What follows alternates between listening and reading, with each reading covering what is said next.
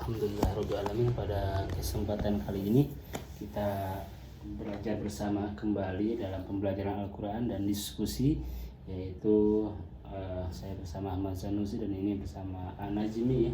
An-Najmi, kita sebelum pengajian Al-Quran akan dimulai dulu dengan diskusi mengenai keislaman yang berkaitan dengan sejarah, dakwah dan lain sebagainya.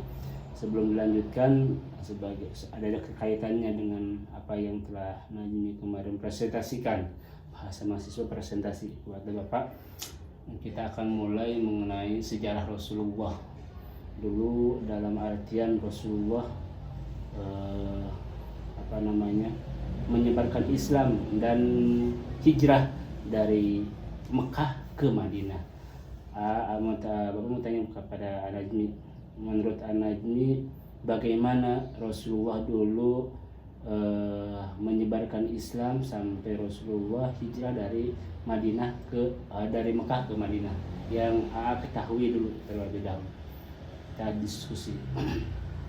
Ya pastinya sangat banyak perjalanannya, betul, sulit dan banyak cobaan dan ujian gitu Pak. Makanya beliau jadi teladan semua umat. Pertama itu. Ya. Keduanya dari mulai Rasulullah ke Madinah itu ada lagi? Udah sih Pak, soalnya ya pastinya ya itu sih, makanya ya beliau jadi teladan lah oleh semua umat ya, dikarenakan pasti banyak cobaan, banyak ujian dan ya banyak tantangannya juga lah pasti saat beliau menjalankan itu tuh. Baik. Jadi Bapak mulai dari sejak lahirnya ya. Sejak lahirnya An-Najmi tahu gak Rasulullah dilahirkan hari apa? Rabiul Awal. Betul, Rabiul Awal. Harinya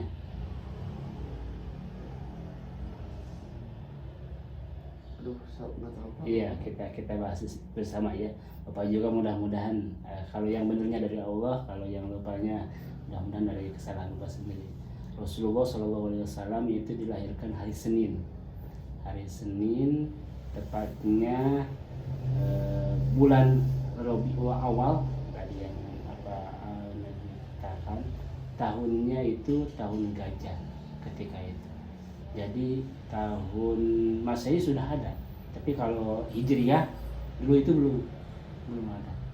Jadi Hijriyah itu kan, jadi di dalam tahun itu ada dua hitungan, Masehi dan juga Hijriyah ya. Di dalam kalender ada dua ya yang kita ketahui. Kalau Masehi itu dihitung ketika perjalanan Yesus ataupun Nabi Musa. Kalau Hijriyah itu dimulai ketika Rasulullah itu hijrah dari Makkah Al-Mukarramah ke Madinah Al-Munawwarah. Nah, Rasulullah itu dilahirkan papanya itu dilahirkan papanya udah meninggal. Dan ketika Rasulullah sudah lahir ke dunia masih ada, ditinggalkan lagi oleh ibunya. Ketika itu luar biasa. Jadi Rasulullah jadi anak yatim itu ketika masih balita, masih kecil banget. Sehingga ketika itu Rasulullah dititipkanlah kepada pamannya Abu Thalib. Jadi Rasulullah dirawat oleh Abu Thalib sampai besar. Nah, di keluarga Abu Thalib itu keturunannya semuanya keturunan Quraisy. Jadi di Mekah itu kan yang terkenal, yang besar itu namanya keturunan Quraisy. Quraisy itu kalau di Indonesia itu keturunan Jawa. Bener gak? Setuju gak? Masuk akal kan? Jawa itu bisa ada di mana-mana, Jawa Tengah ataupun Jawa Timur ya. Contohnya di Bandung itu rumah makan Jawa penuh banget ya. Terus juga di Sumatera, Kalimantan itu Jawa. Kalau di Cina, Tiongkok keturunan apa itu? Yang paling besar, menyebar ke seluruh dunia, termasuk Indonesia. Salah satunya ada nanti berkaitan dengan orang kaya. Keturunan Tionghoa.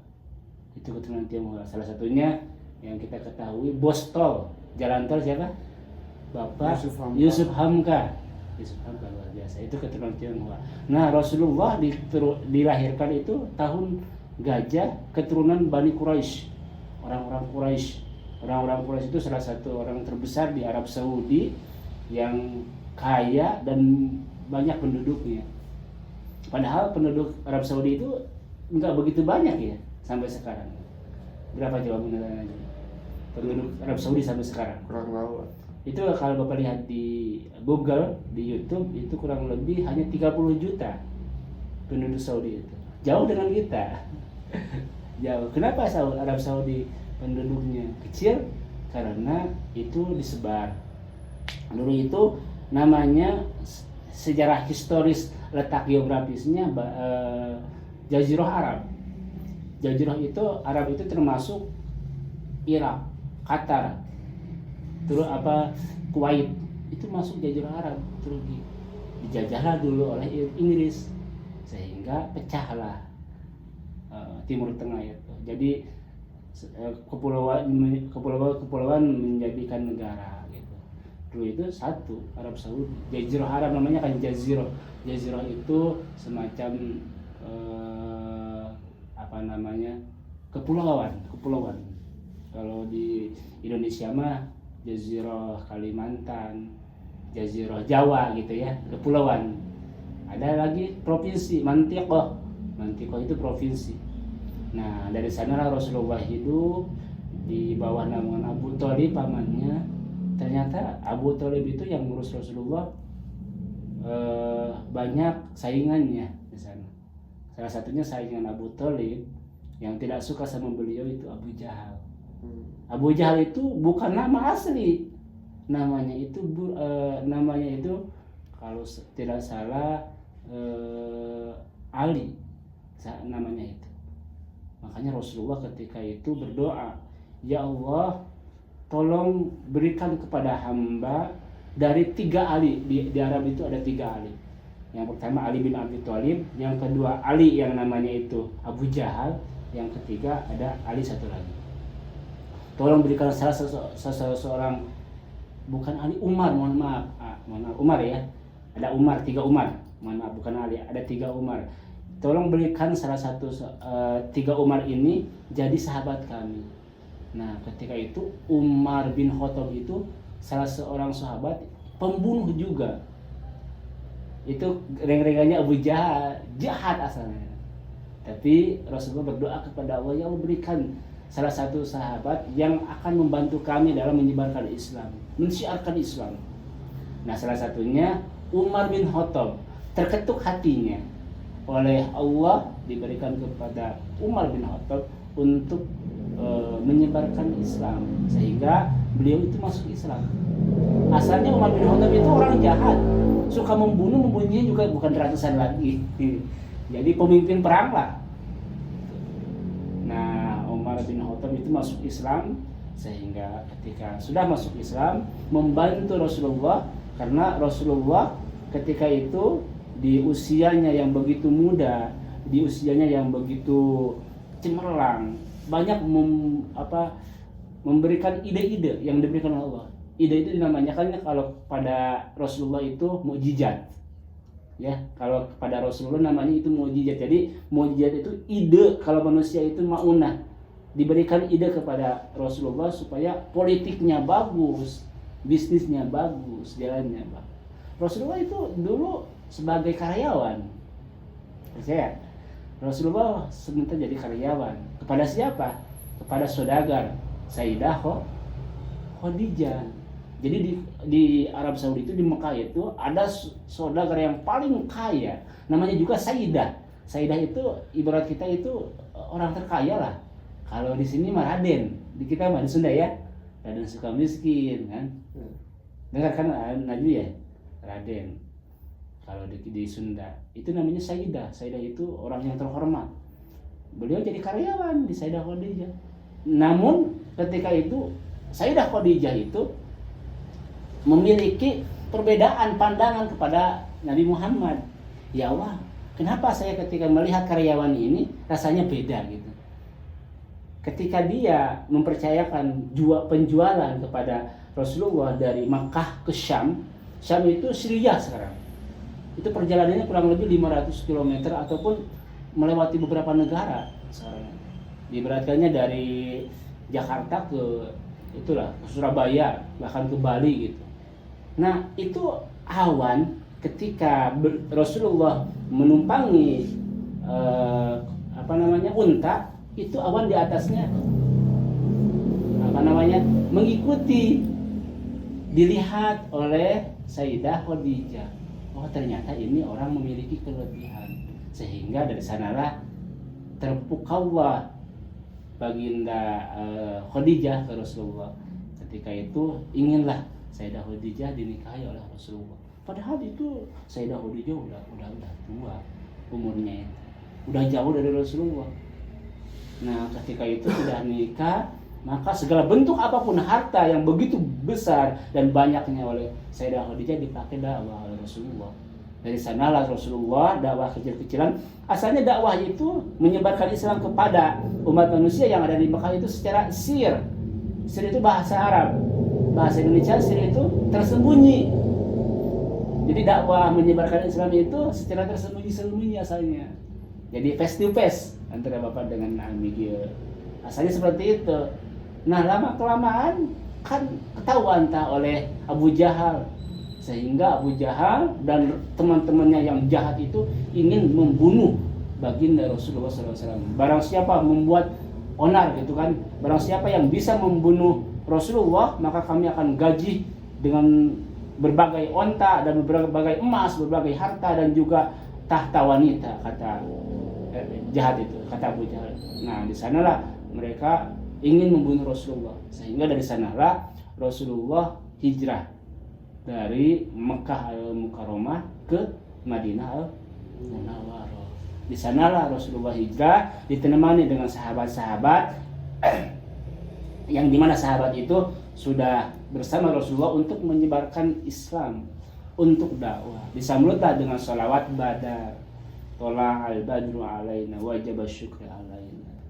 Nah, Bapak mau tanya ke kami, kemarin ketika di Mekah sempat ziarah ke makamnya Sayyidah Khadijah?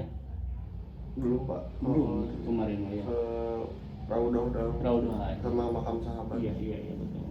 Padahal kan makam sahabat di Mekah itu banyak juga. Salah satunya ya itu istrinya beliau, Sayyidah Khadijah. Kalau tidak salah, Sayyidah Khadijah mah tetap dikuburkannya itu di Mekah kalau tidak salah. Ya, Sayyidah Khadijah itu istri pertama dari Rasulullah. Nah, kenapa beliau hijrah ke Madinah? Karena di Mekah itu banyak saingannya, banyak orang-orang yang berontak. Makanya ini adalah ada hikmah untuk kita sebagai umatnya. Jadi tidak aneh ketika kita memiliki kelebihan, ketika kita memiliki perbedaan dengan orang lain, pasti banyak orang yang sirik. Setuju? Iya. Kita misalkan dalam pola pikir, karena pola pikir kita lebih dewasa, pola pikir kita ingin berbeda dengan orang yang lain, pasti ada tantangannya. Kenapa? Ini sudah dicontohkan oleh baginda Rasulullah. Ketika Rasulullah ingin menyebarkan Islam, otomatis di samping, kiri, kanan, belakang, depannya itu ada orang yang benci kepada Rasulullah. Disinilah kita harus kuat, disinilah kita harus belajar teguh pendirian. Politik kita, mentalitas kita harus dibangun. Nah, di sanalah mulai terbitnya tahun Hijriyah. Jadi sejarahnya tahun Hijriyah ini yang kita ketahui kurang lebih sudah 1446 sampai sekarang ya. 1446 Hijriah itu dimulai ketika Rasulullah hijrah dari Mekah ke Madinah al-Munawwarah. Nah, di sana terbentuknya tahun Hijriah. Ada apa di sini kalender dia? Ada ya. Biasanya di kalender itu ada dua. Tahun Masehi dan juga tahun Hijriah. Tahun Masehi itu ketika Nabi Musa, ketika Yesus dulu itu Masehi. Makanya mereka mah orang-orang Kristen merayakannya 25 Desember kan, yang sekarang sebentar lagi itu hari raya mereka. Sedangkan kita di Muslim di Hijriah itu tahun baru kita itu di Muharram, Safar, Rabiul Awwal, Rabiul Tsani, Jumadil Ula, Jumadil Tsani, Dzulqa'dah, Dzulhijjah, Sya'ban, Ramadan, Syawal, 11. Itu ya.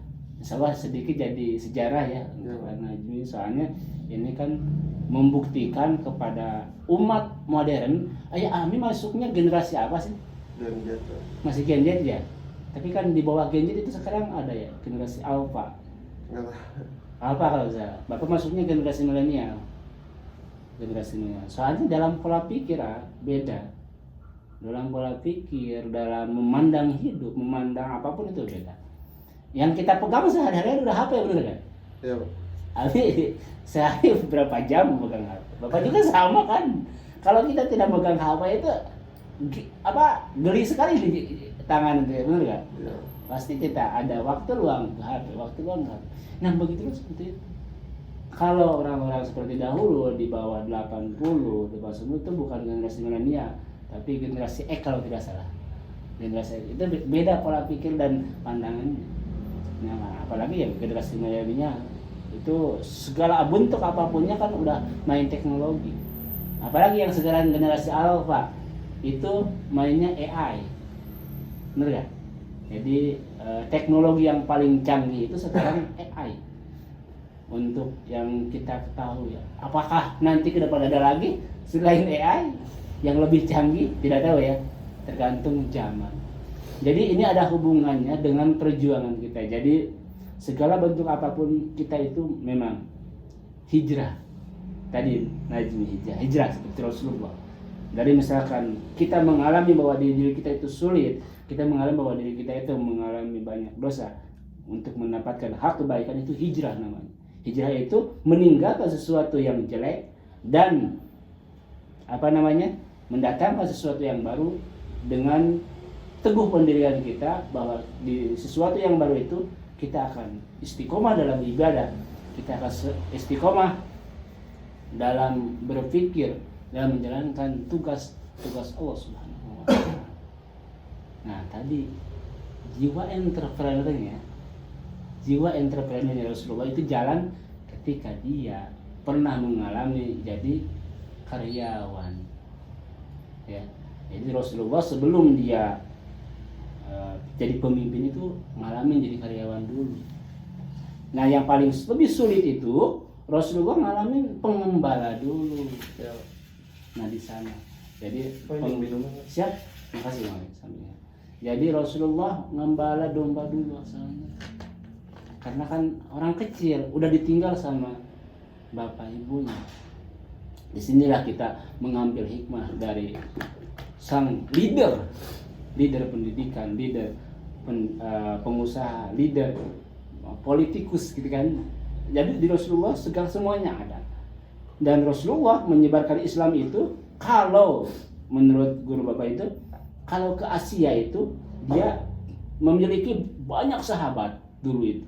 Ke Asia itu menyebarkannya seperti India, Indonesia, terus juga China, itu melalui dagang, melalui bisnis dagang. Tapi kalau Rasulullah dengan berbagai sahabatnya menyebarkan Islam ke Eropa, ke Amerika, ke Barat, ke Afrika, ke Selatan, itu melalui gayanya itu gaya perang. Makanya ketika Rasulullah dulu ketika sudah menyebarkan Islam secara individu, secara personal, lalu membentuklah sebuah organisasi. Jadi organisasi keislaman, pemuda-pemuda Islam, namanya itu Ansor. Ansor itu adalah pemuda Islam yang dimana bergabung dengan Rasulullah. Ketika itu di Madinah sudah membentuk organisasi itu. Rasulullah di backing dengan sahabat-sahabatnya. Lalu Rasulullah ingin ke Mekah lagi. Dianggapnya Rasulullah ketika itu nyerang orang-orang Mekah. Padahal mah bukan nyerang orang Mekah ketika itu Rasulullah ingin ibadah haji dengan pasukan-pasukannya. Nah, di sana terus terjadi perang. Perang Badar, perang Uhud, perang Khandaq. Nah, salah satunya yang masuk Islam lagi yang kami pernah baca juga, An-Najmi, itu sahabatnya Khalid bin Walid. Asalnya Khalid bin Walid itu orang Kristen, orang Muslim. Dia itu pemimpin perang Uhud ketika itu. Khalid bin Walid itu pemimpin perang Uhud. Kenapa dia masuk Islam? Rasanya dia udah menang Khalid bin Walid. Tapi melihat strategi politik yang digunakan oleh Rasulullah, dia itu berpikir lebih keras. Ya Tuhan, kata dia. Itu kan bukan ya Allah, karena kan bukan muslim. Ya Tuhan, kok ada sih seorang pemimpin yang gagahnya lebih dari saya, strategi perangnya lebih dari saya, gitu ketika itu. Sehingga Khalid bin Walid ketika itu menetapkan diri untuk masuk Islam. Asalnya Kristen Khalid bin Walid. Sahabat tadi juga siapa? Umar, itu asalnya Kristen, seorang pembunuh, seorang penjinah, kalau dikatakan seperti itu. Itu ya, itu negara Arab. Nah, dalam sejarah lagi, ketika Bapak belajar dalam kitab sejarah peradaban Islam, tarikh, itu dikatakan lagi kenapa Allah Subhanahu wa taala melahirkan Rasulullah itu tempatnya di Mekah. Coba menurut bagaimana? Kenapa coba? Ada dasarnya? Itu ada dasarnya. Dasarnya itu salah satunya itu orang Mekah dulu lingkungan yang paling super bodoh. Kayak seperti itu. Lingkungan yang paling super bodoh, super ya kekurangan. Itu dasar pondasinya. Itu latar belakang masalahnya seperti itu. Makanya Rasulullah menciptakan umat yang paling mulia itu di lingkungan yang gersang, gitu kan? Di lingkungan yang orang-orangnya bodoh banget dibandingkan dengan yang lain. Nah, di sana lah. Itu jadi awalnya kalau dikatakan sejarah itu di Mekah itu ya salah satunya di Arab Saudi itu orang termulia, makanya dilahirkanlah orang yang paling mulia, dilahirkanlah orang yang membawa peradaban ke depannya yang lebih baik lagi. Sehingga kita tahu sekarang Arab Saudi dan Timur Tengah itu jadi orang terkaya, benar kan? Setuju kan? Coba menurut Najmi, Qatar kaya kan sekarang? Kaya. Coba di Liga Eropa main bola, itu pasti ada Qatar ya di Liga Eropa. Terus juga Kuwait, terus juga apa namanya Lebanon, itu semuanya kaya banget. Sumber utamanya apa? Minyak, subhanallah. Dari lingkungan yang gersang, yang dimana beda dengan negara tropis kita kan, tropis kita mah ya Indonesia yang segala macam ada, tapi di sana lebih subur daripada kita kan. Coba kemarin makan buah gak ketika di sana Ami? Makan. Dari mana buah itu? Diekspor. Diekspor. Diimpor. Diimpor ya, diimpor. Kadang dari kita, kadang dari China, kadang dari Mesir itu. Di Mesir itu ada petani yang penduduknya ya petani seperti itu. Nah, subhanallah, itulah salah satu bentuk sejarah peradaban Islam Rasulullah dari semenjak lahir sampai dia menyebarkan Islam. Dan hikmahnya untuk kita, untuk Najmi dan juga Bapak, kita kalau niat berhijrah kita ikuti Rasulullah Sallallahu Alaihi Wasallam. Kemarin kata Ami ketika kita ke Mekah itu ada sesuatu yang kita tinggalkan di sana. Setuju itu? Dalam arti kan yang kita tinggalkan itu segala bentuk kekurangan kita, betul. Segala bentuk kesalahan kita, betul. Nah, segala bentuk kekurangan dan kesalahan kita tinggalkan di sana. Mudah-mudahan Allah hapuskan. Tapi kita buka lembaran baru supaya lembaran baru ini kita menuju yang lebih baik, menuju ke istiqomah, menuju ke tegaknya Islam, menuju tegaknya diri kita yang lebih baik. Mungkin itu. Ada lagi tambahan? Udah. Lumayan udah setengah jam 25 menit ya. Dan Indra buktiannya belajar ya, diskusi itu ya, ilmu kan dari mana? Bapak juga mendapatkan ilmu dari An-Najmi kemarin. Banyak universitas sekarang mungkin An-Najmi sedikit lah dari Bapak, meskipun banyak kesalahannya, tapi mudah-mudahan manfaat ya, dalam artian nanti di akhirat itu ingin apa yang Bapak katakan itu jadi nur lah, jadi cahaya di mana penolong. Karena diibaratkannya kita itu ini sekarang sedang nabung. Kalau dalam bisnis itu ngaji kita, diskusi kita sedang investasi. Ya, investasi nanti di akhirat kita ambil mana hasil kerja keras kita. Itulah untuk sementara yang dapat apa sampaikan mengenai sejarah peradaban Islam Rasulullah dari semenjak lahir sampai Rasulullah hijrah, berpolitik, berusaha, berbisnis, dan sampai sekarang diakui oleh umat manusia sampai miliaran, gitu kan. Tidak ada seorang manusia yang lebih sukses mengislamkan dan lebih sukses mempengaruhi manusia lain selain baginda tercinta Rasulullah sallallahu alaihi wasallam. Subhanallah. Allahumma yassir wa la tu'assir. Allahumma ya yuwassilu ila baginda Rasulullah sallallahu alaihi wasallam. Allahumma shalli ala Muhammad wa ala ali sayyidina Muhammad. Itu untuk sementara. Selanjutnya kita lanjutkan dengan pembacaan Al-Quran dan dilanjutkan kembali dengan tajwidan. Setelah tajwidan dilanjutkan dengan hafalan Quran. Ya. Taqabbalallahu minna wa minkum taqabbal ya karim. A'udzu billahi minasy syaithanir rajim. Bismillahirrahmanirrahim. Siapa baca? Al-Fatihah dulu. Yang mana sih? Al-Fatihah dulu ya awal. Alhamdulillahi rabbil alamin. Ar-Rahmanir Rahim. Maliki yaumiddin. Iyyaka na'budu wa iyyaka nasta'in. Ihdina siratal mustaqim. Siratal ladzina an'amta 'alaihim ghairil maghdubi 'alaihim waladdallin. Amin. Selanjutnya kemana kemarin? Ayat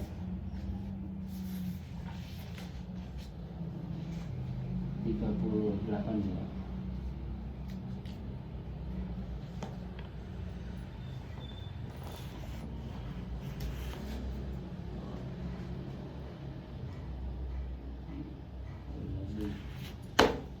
Bukan, maaf. Ayatnya. Apa ayat? Kalau maaf itu. Bismillahirrahmanirrahim. Bismillahirrahmanirrahim. Kul nahbitu mil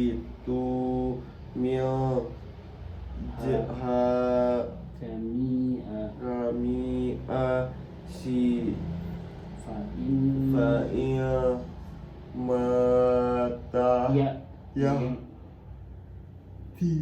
tidu yannakum min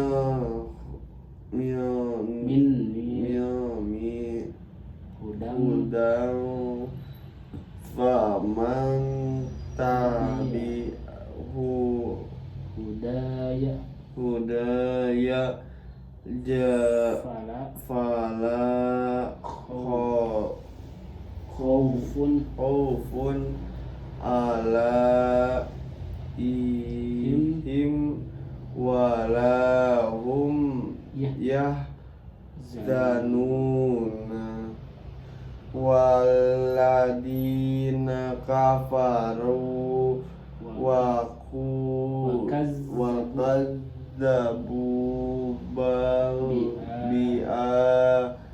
bi'ayatina ulaika ashabun nazrihum fiha khalidun.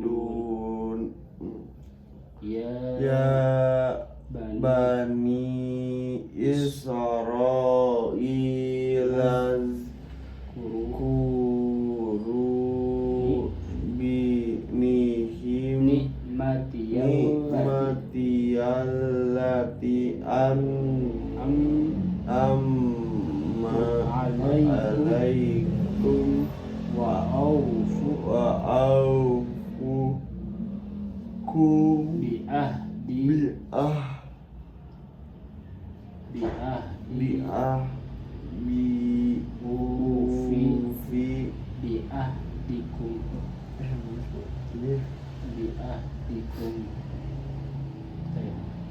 ahdikum wa iyyaya farhamu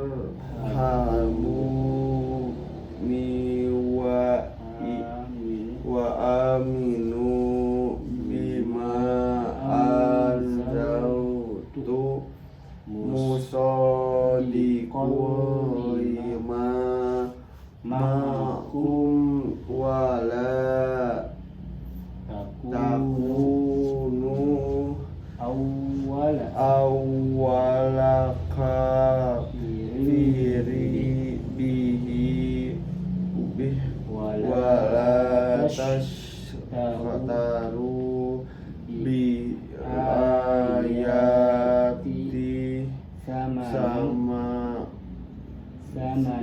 samanan qalilan wa takun wala tasbisul qabilahili wa taktumul haqqa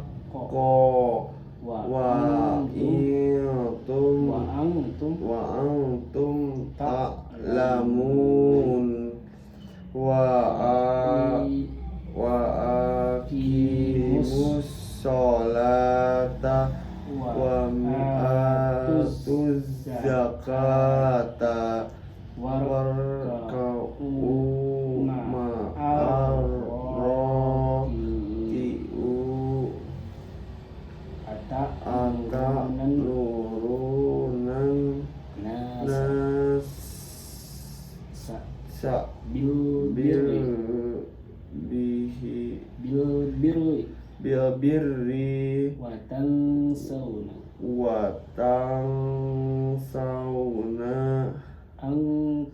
anfusahum wa antum atat duna kitaba ya kitaba afala ta'qiluna Allah wasatilu bisawri wa sholati wa innaha lakabiratun illa alal khashiin alladzina yadun nurna annahum mulaku rabbihim wa annahum ilaihim raji'un. Ya Bani Israil azkuru ni'mati allati an'amtum alaikum wa anni faddaltukum alamin wa takunu yawma la tajri nafsun an nafsin syai'aw la yuqbalu minha syafa'atu wa la yukhadu minha adlu wa la hum yunsorun. Sadaqallahul azim. sedikit tajwidannya. Sebenarnya berkah dari cahaya nanti di yaumil qiyamah. Wattaku. What Tak ditasdid. alif lam ya. Musyaddad. Musyaddad. Ku panjang. Mad tabi'i. Ya, yauman yaumiddin dalam Al-Fatihah. Madlai. Walai. Madlai. Malla tanwin menghadap lam. Gunnah. Malla idgham Idgham bi gunnah. biguna ya. Idgham mohon maaf bila guna. Ya, idgham bila Bila gunnah. guna. La taj la Mad tabi'i. ya taj mantul. Mad asli. Qol Qalqalah. tajzi ya atau bi nafsun a jelas nafsun domatain menghadap ain nafsun a cara bacanya jelas nafsun a enggak mendengung enggak samar nafsun a Idgham. Har. Idhar safawi. idhar aja Itu idhar. an-nafsin dan berarti menghadap nun idgham Gunnah. biguna ada bila guna ada biguna ya nafsin sya ini mendengung kasrotai menghadap shin an-nafsin sya nafsin sya Ih. ikhfa Ifa. nafsin syai'awa tanwin menghadap wawu idgham Idgham biguna Biguna. wala yuqbalu mantul yuqbalu Gunnah. sama seperti ini tadi Qalqalah. qala yuqbalu minha Mad tabi'i. oh iya minhanya nun mati menghadap ha jelas bacanya yang jelas Har. izhar ya cara baca izhar itu jelas kalau ikhfa samar kalau kalau idgham itu mendengung syafa'atu wa Mad tabi'i. syafa'atu domatain menghadap wawu Gunnah. Qalqalah. domatain menghadap wawu Idgham. idgham wala yu'khadu la-nya mad Mad tabi'i. minha jelas lagi Mad tabi'i. enggak minha nun mati nih Mad. bukan mah nun mati menghadap ha kalau bapak mah dulu pernah di apa namanya Musyaddad. bukan Idhar. Idhar. bapak pernah apa tanggal gitu teh sebutnya apa tangga nih kan dari lah bapak dulu pernah di sini pernah nulis jajaran apa ya yang naik tangga gitu teh dalam matematika namanya apa dari paling bawah sampai atas itu jadi paling bawah itu izhar idgham iqlab ikhfa naik lagi mad tabi'i mad asli sampai seterusnya pernah ya dulu ya ingat ya anak jadi ya Iya. wala la Mad tabi'i. hum yu mimati menghadap ya Yu. ini izhar Safawi. idhar safawi yung mendengung yungso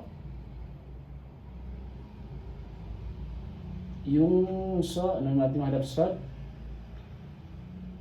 Ifa. ikhfarun di akhir ayat Mad ada di sukun. mandari disukun barakallahu lana sadaqallah sedangkan kemarin hafalannya ke apa Al-alam. ala silakan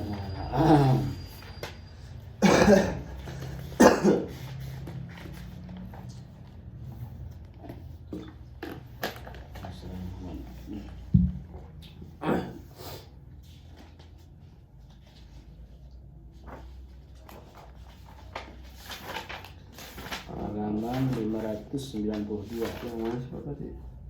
Terima di sini. Oh jauh. Ya, di akhir 591. 591.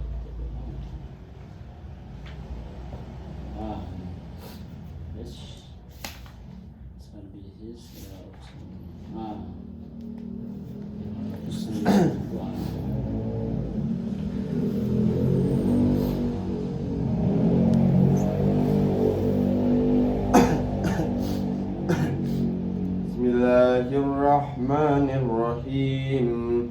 Sabbihisma rabbikal a'la alladzi khalaqa fasawwa walladzi qaddara fahada walladzi akhrajal mar'a faja'alahu gusa'an ahwa sanuqri'uka fala taghsha illa ma syaa Allah wa innahu ya'lamu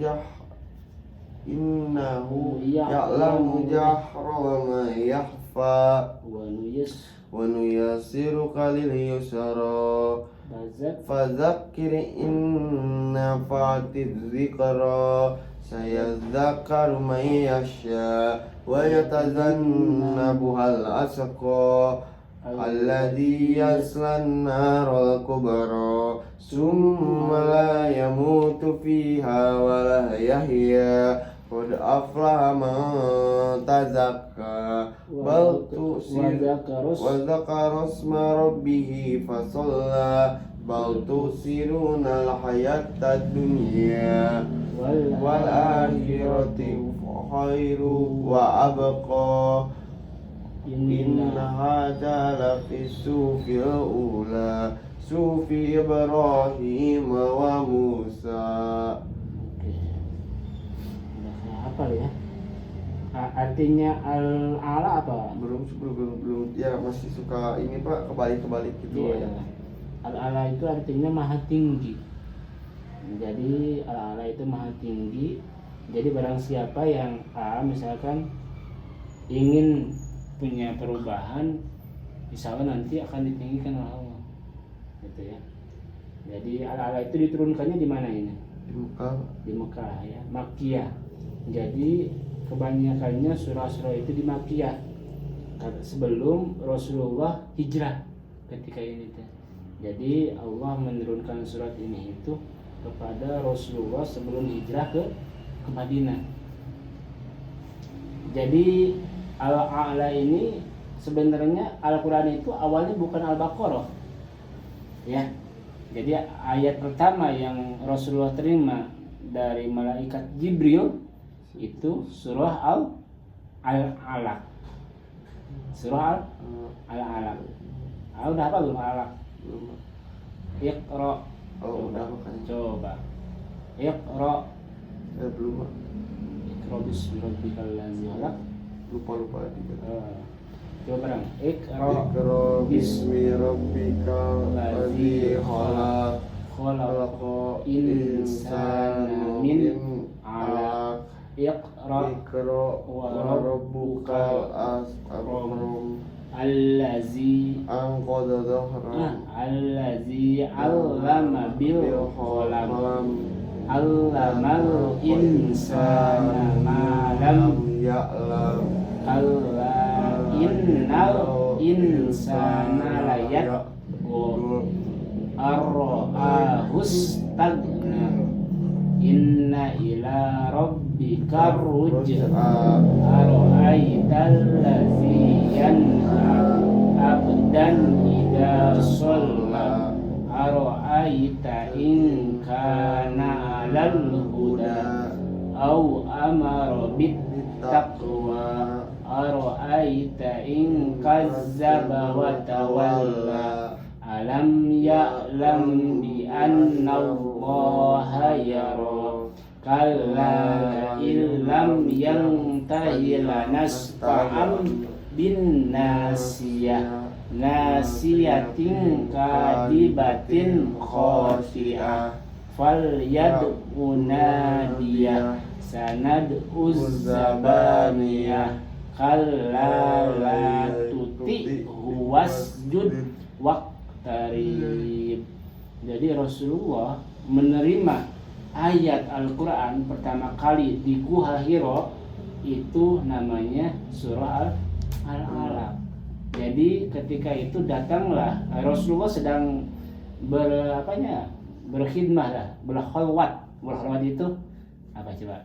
Bersemedi lah katanya. Bersemedi itu di Gua Hira, datanglah nur cahaya yaitu malaikat Jibril. Kata malaikat Jibril kepada Rasulullah, "Iqra," dengan suara yang nyaring. Rasulullah ketika itu bingung. "Ma huwa alladzi aqra," kata Rasulullah. Ya, "Iqra bismi rabbikal ladzi khalaq." Bacalah dengan menyebut nama Allah yang menciptakan seluruh makhluknya. Nah, di sanalah Rasulullah mendapatkan wahyu pertama dari Allah Subhanahu wa taala melalui malaikat Jibril. Itu ya, Al-Alaq. Nah, kalau tadi Al-Alaq itu setelah Rasulullah mendapatkan surah Al-Alaq. Jadi beda cuaca dan beda lingkungan. Nah. Jadi turunnya ayat itu beda waktu. Enggak sekaligus langsung enggak. Jadi waktunya zamannya beda. Mungkin tahun ini Al-Alaq, mungkin tahun depan Sabihis. Jadi seperti itu. Enggak langsung sekaligus. Jadi sesuai dengan waktu, sesuai dengan zaman. Jadi Al-Quran itu enggak langsung sekaligus diturunkan.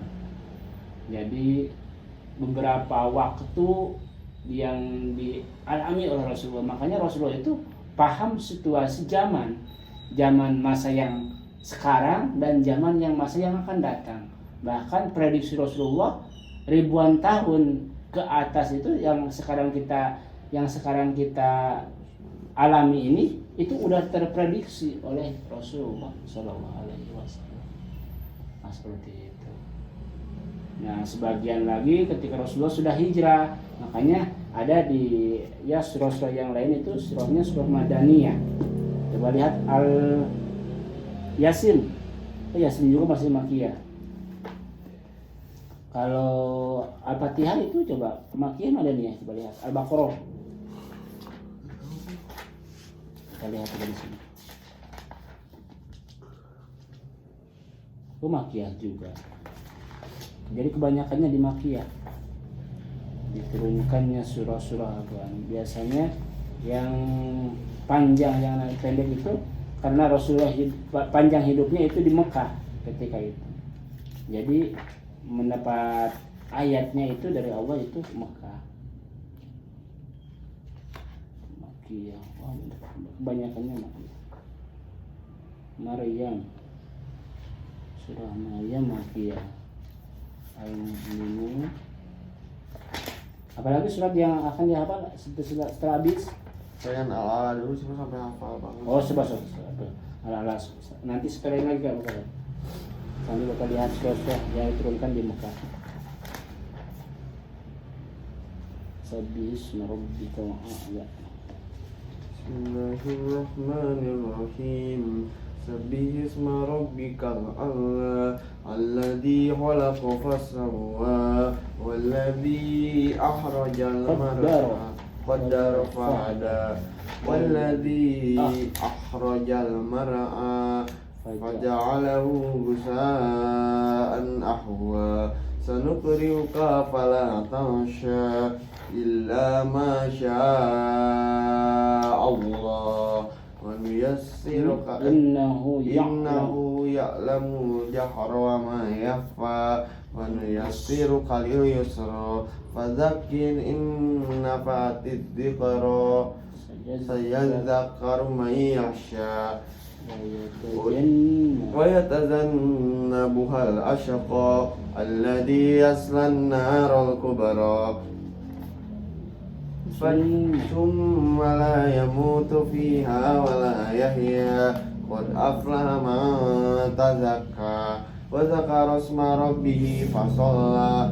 bal tusirunal hayatad dunya wal akhirati khairu wal akhirati khairu wa abqa inna hadza la fis sufil ula sufi Ibrahim wa Musa.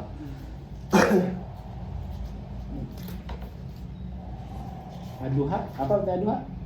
Apa? Coba. Wadduha wal laili idza saja.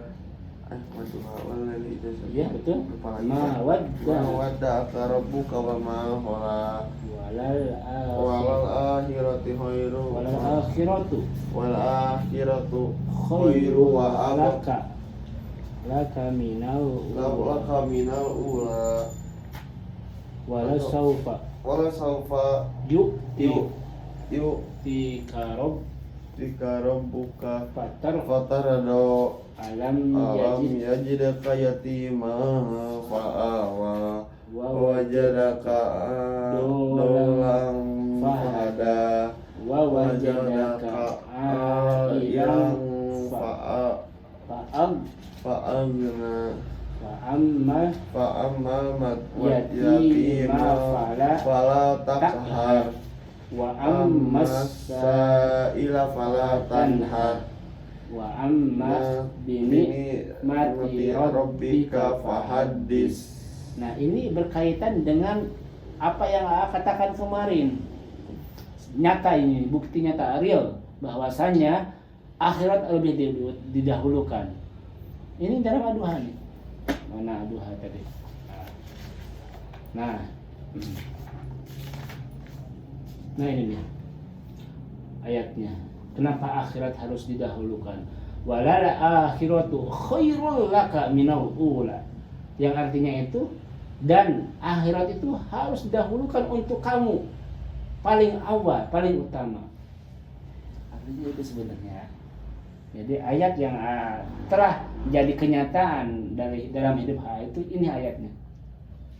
Dalam ad-duha. Yang dari Ustazah kenapa kita ke Mekah harus niatnya jangan dunia dulu, ini ayatnya buktinya. Jadi kita yang lebih utama itu sebenarnya akhirat. Ketika kita mendahulukan akhirat, maka dunia akan mengikuti. Istilahnya ketika kita niatnya akhirat, bisnis akan mengikuti, usaha akan mengikuti. Karena tujuan kita itu adalah akhirat. Ini sebenarnya bukti ya, apa yang alami di Madinah, kenyataan. Dan masih banyak seperti di dalam Al-Quran yang bukti real kita rasakan sekarang. Dulu kata Rasulullah, suatu saat nanti akan terjadi peperangan antara Islam dengan Kristen ataupun antara Islam dengan Yahudi. Buktinya kemarin tahun 2023, 2024 sampai 2025, 3 tahun Israel, ya bener gak? Israel dengan Palestina itu terus terjadi peperangan. Bukti real gak itu perkataan Rasulullah? Nyata. Yahudi sampai akhir zaman, sampai kiamat datang, Yahudi tidak akan tidak akan menyayangi Islam. Terus akan benci mereka karena dianggapnya kita itu adalah musuh mereka, dianggapnya. Makanya ya, anak-anak keturunannya yang sekarang balita, bayi nanti akan jadi musuh kita juga di akhir hayat. Apakah akan terjadi peperangan? Pasti. Dunia udah perang berapa kali? 3 kali. Belum. Baru 2. Apakah nanti akan terjadi perang dunia ketiga? Pasti ya. Yakin pasti. Sekarang kalau lihat di YouTube itu Rusia dan Ukraina itu sedang perang, benar kan? Itu belum beres sekarang.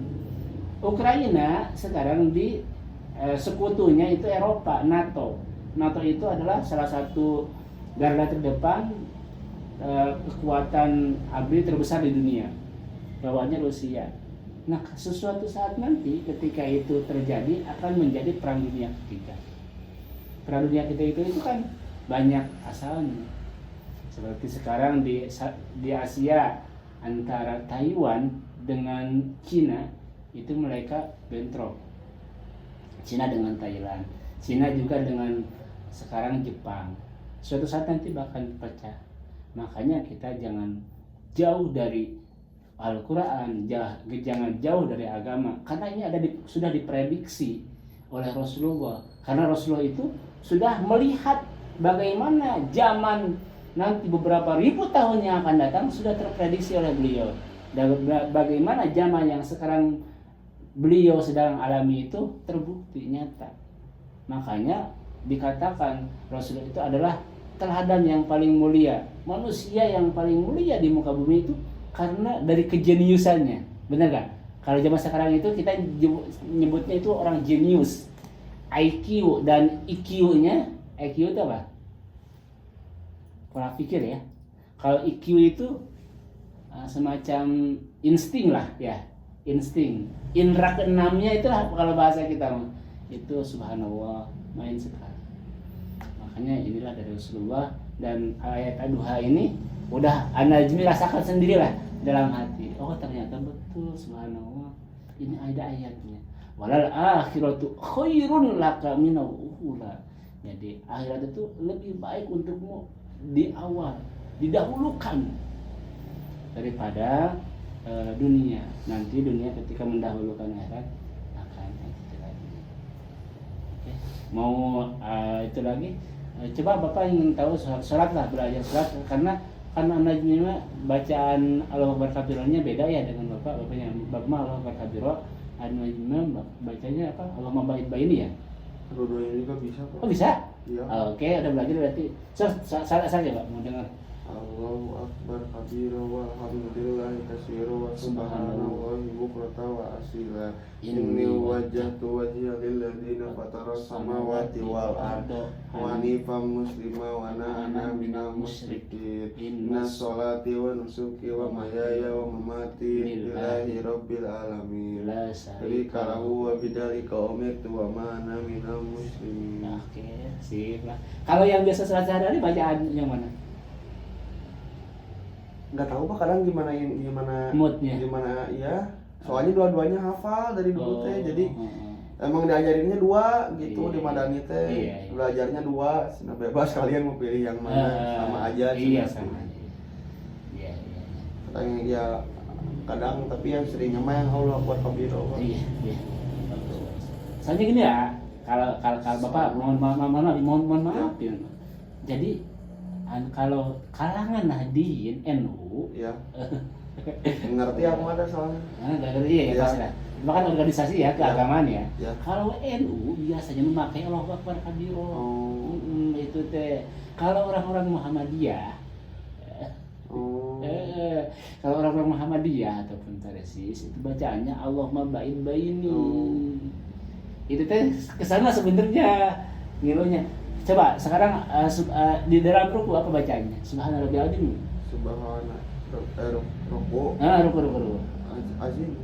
Subhana rabbika azim wa bihamdihi. Subhana rabbiyal azim wa bihamdihi. Oke. Sami Allahu liman hamidah. Rabbana lakal hamdu wa milkus samawati wa milkul ardi wa milku ma syita wa syai'il ba'du.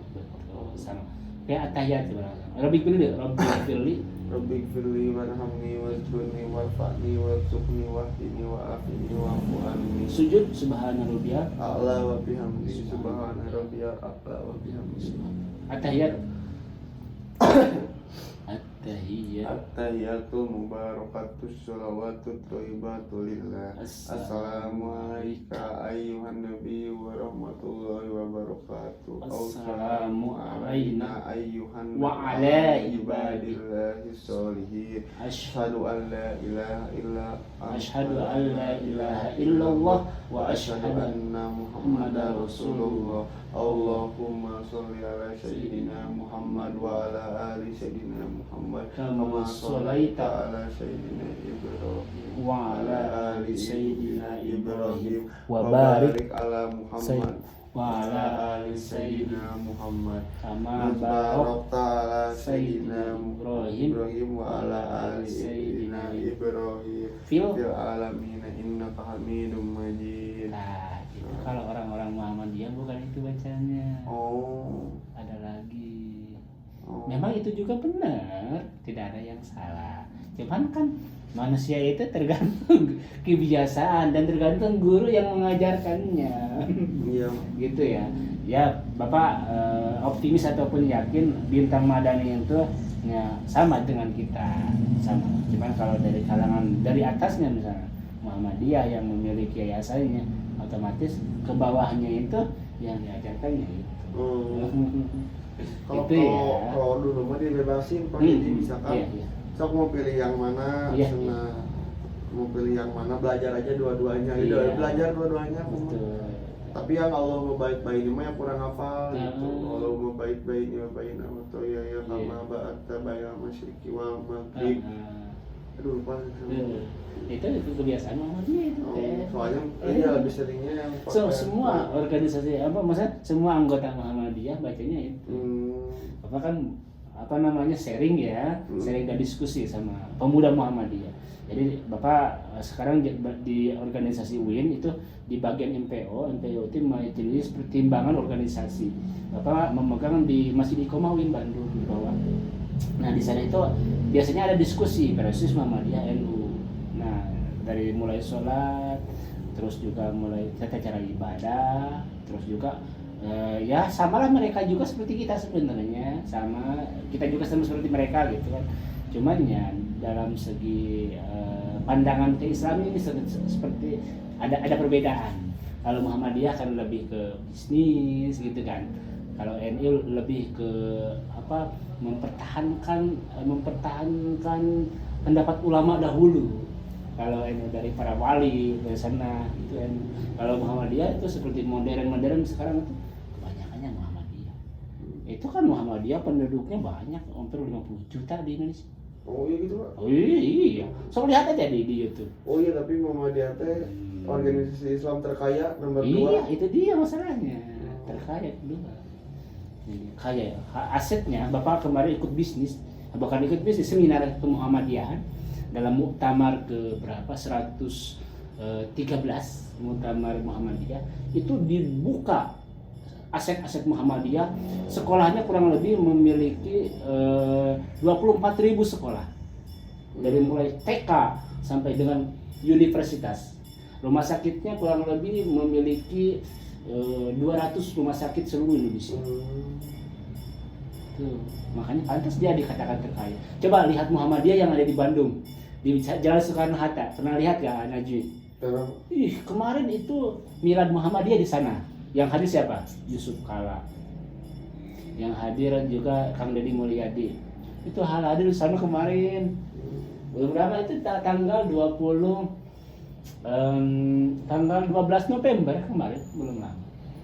Tapi Pak Deddy hadir di sana kemarin. Jadi mereka itu lebih modern. Mereka sudah punya universitas di Malaysia.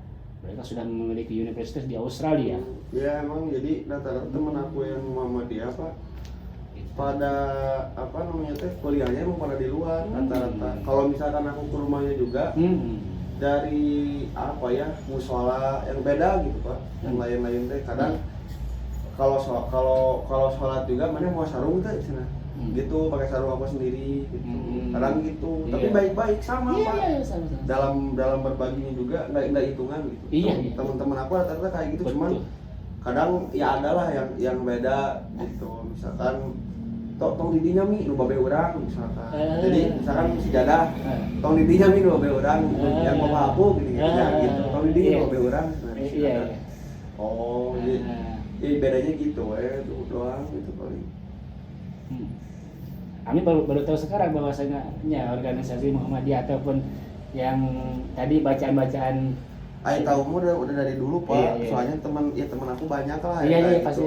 Teman aku banyak yang kayak gitu. Cuman ya aku mah nggak terlalu nggak terlalu ikut andil lah. Soalnya betul. Aku mikirnya karena sama-sama sholat, sama-sama sholat, sama-sama ngekabah kata aku juga gitu. Iya. Cuman kan memiliki kebiasaan. Ya, memiliki kebiasaannya beda. Kulturisasi. dan pusat utamanya Muhammadiyah itu di Yogyakarta. Yogyakarta itu pendirinya, sang pelopornya itu Kiai Haji Ahmad Dahlan. Dulunya Kiai Haji Ahmad Dahlan itu sebenarnya kalau diurutkan silsilahnya, sebab nuzulnya itu turunan Rasulullah. Itu jadi dari Rasulullah, itu darahnya itu ngalir ke beliau, darahnya. Sedangkan NU Nahdlatul Ulama itu kiai pendirinya itu Kiai Hadratus Syekh Kiai Haji Hasyim Asy'ari. Itu di mana beliau menyebarkan Islam pertamanya ataupun memulai organisasinya itu di Surabaya, di Tebu Ireng.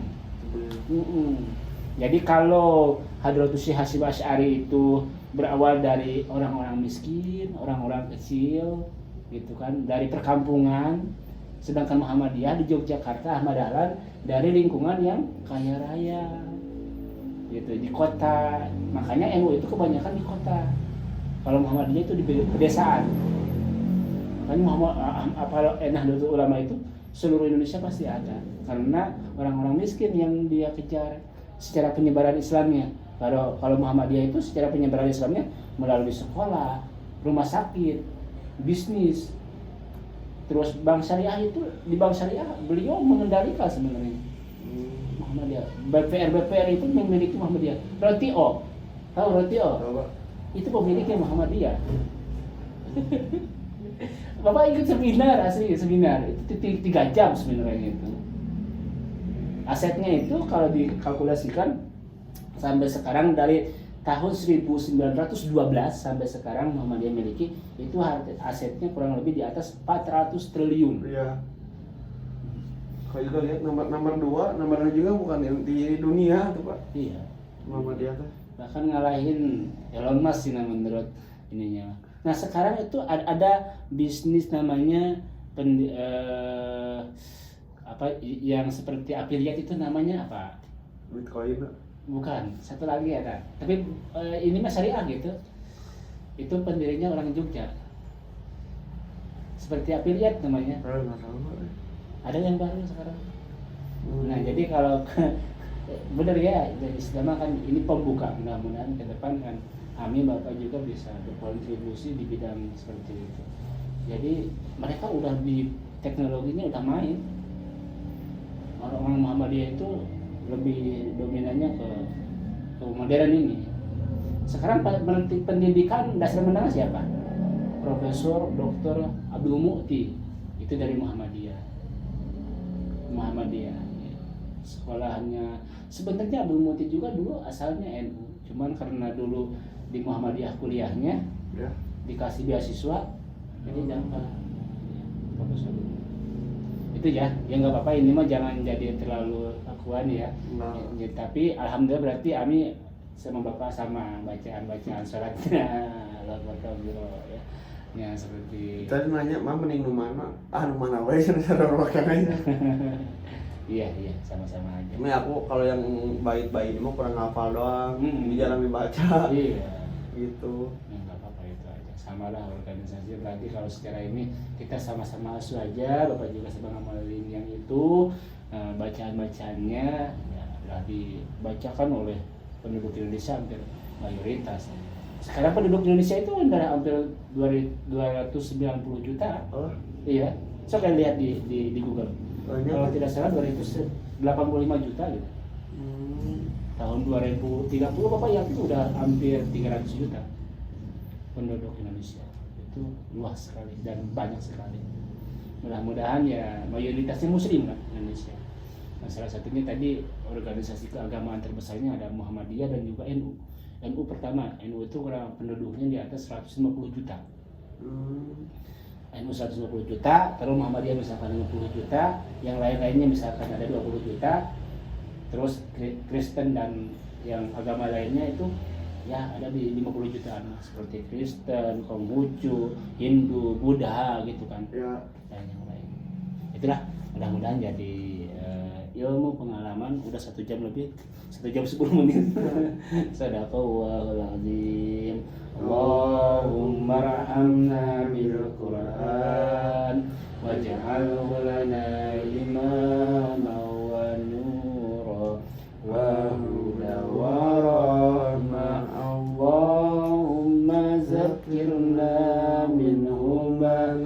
nasina wa alimna minhu ma jahilna warzuqna tilawatahu ana al-laili wa atrafan nahar waja'alhu lana hujjatan ya rabbal alamin. Subhanakallahumma wa bihamdika asyhadu an la ilaha illa anta astaghfiruka. Minggu depan kita belajar surat mayit ya. Apa? Kalau pertemuan selanjutnya lagi, kalau ada Najmi ada waktu dan tidak keberatan, kita belajar surat mayit. Ya, Pak. Ya, kemarin kan belum belajar ya surat mayit ya. Belum, Pak. Jadi sana aku sering sholat mayit. Di mana? Di Mekah sama di Oh, gitu? Madinah. Setiap habis sholat fardu yang 5 waktu pasti sholat mayit beresnya tuh. Tapi nanti sesuai dengan bacaannya ya. Dan